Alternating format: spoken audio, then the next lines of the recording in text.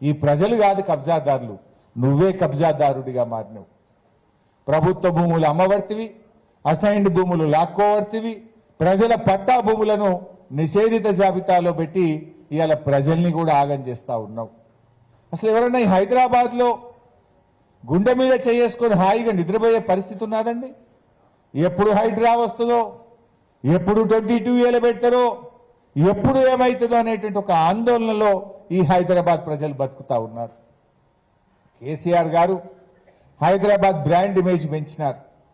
ఆనాడు కేసీఆర్ గారు ఉన్నప్పుడు ధరలు పెరుగుతూ పోయినాయి, హైదరాబాద్కు పెట్టుబడులు వస్తూ పోయినాయి, ఐటీ కంపెనీలు, పరిశ్రమలు, హైదరాబాద్లో అద్భుతమైనటువంటి అభివృద్ధి జరిగితే యావత్ భారతదేశం హైదరాబాద్ వైపు చూసింది. మీ యొక్క ఆస్తుల విలువ, మీ భూముల విలువ పెరుగుతూ పోయింది.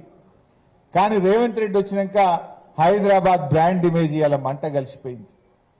అటు 22A, ఇటు హైడ్రా, ఎంత తుగ్లక్ నిర్ణయాలు. మీరే ఆలోచించండి. ఎవరైనా ఒక పెళ్లి ఉంటే, ఒక ఆపద ఉంటే, ఒక ఆసుపత్రి ఉంటేనో, పిల్లల చదువుల కోసమో ఒక ప్లాటో, ఒక అపార్ట్మెంట్ అమ్మాలంటే మున్పట్లాగా అమ్ముడుపోతుందా? కొనే వాళ్ళు ఎవరైనా ముందుకు వస్తున్నారా? పెట్టుబడులు పెట్టే వాళ్ళు ఎవరైనా ముందుకు వస్తున్నారా?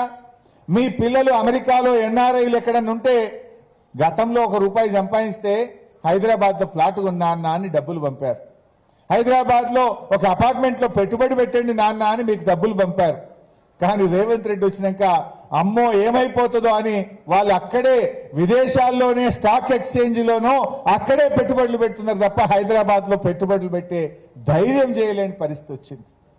అంటే ఈ పిచ్చి ఆలోచనల వల్ల, ఈ తుగ్లక్ నిర్ణయాల వల్ల జరుగుతూ ఉంది. ఇవాళ ఈ 22A అనేది ఒక కూకట్పల్లి సమస్య కాదు, ఇది కేవలం ఒక కాలనీ సమస్య కాదు. రాష్ట్ర వ్యాప్తంగా దాదాపు 1 కోటి ఎకరాలు ఇలా 22Aలో పెట్టి ప్రజల్ని ఆగం పడతా ఉన్నారు.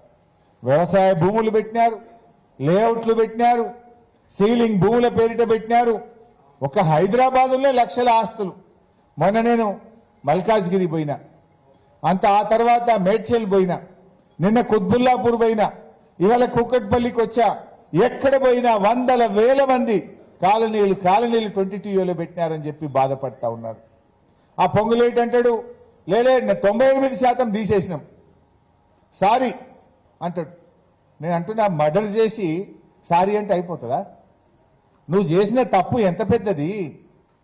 నాకు మొన్నెవరో కలిసినారు, కొడుకు అమెరికా వెళ్ళాలట, బ్యాంకులో లోన్ ప్రాసెస్ చేసుకున్నారు, అప్లై చేసుకున్నారు, లోన్ శాంక్షన్ అయింది.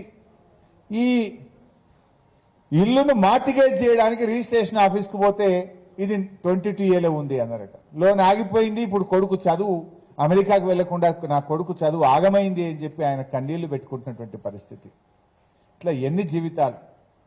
పెళ్లిళ్ళ కోసం అమ్మిన వాళ్ళు, పిల్లల చదువుల కోసం బ్యాంకుల్లో లోన్లు తెచ్చుకునే వాళ్ళు, వివిధ కారణాల చేత ఇలా అవసరాల కోసం ఎవరైనా మార్టిగేజ్ చేయాలంటే కూడా ఈరోజు ఆగిపోయినటువంటి పరిస్థితి. అంటే ఇది ఒక్కరి సమస్య కాదు, లక్షలాది మంది ప్రజల సమస్య. అయినా నేను ప్రభుత్వాన్ని అడుగుతా ఉన్నా, 22Aలో పెట్టింది నువ్వే. నువ్వు పెట్టినప్పుడు ఈ ప్రజలు ఆఫీసుల చుట్టూ ఎందుకు తిరగాలి? నువ్వు సారీ చెప్పినావు, తప్పైంది అన్నావు. ఎవరైతే 22Aలో పెట్టినారో దాన్ని యథావిధిగా రోల్ బ్యాక్ చేయొచ్చు కదా. You can roll back the 22A కదా. ప్రజలు పోయి దరఖాస్తు పెట్టుకోండి, ఆన్లైన్లో అప్లికేషన్ పెట్టుకోండి, ఆఫీసుల చుట్టూ తిరగండి.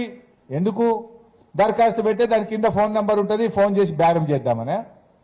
బ్రోకర్లు వచ్చి 30% అడగడానిక? ఎందుకు ప్రజలను ఎందుకు ఇబ్బంది పెడుతున్నావు? ఇప్పుడు నువ్వు చేసిన తప్పుకు ప్రజలు ఎందుకు శిక్ష అనుభవించాలి? ప్రజలు ఎందుకు ఆఫీసుల చుట్టూ తిరగాలి? నువ్వు తప్పు చేసి 22Aలో పెట్టినావు గనక, ఏది పెట్టినావో నీకు తెలుసు గనక దాన్ని తొలగించాల్సిన బాధ్యత కూడా మీ మీదే ఉంది అని చెప్పి కూడా నేను ప్రభుత్వాన్ని డిమాండ్ చేస్తా ఉన్నా.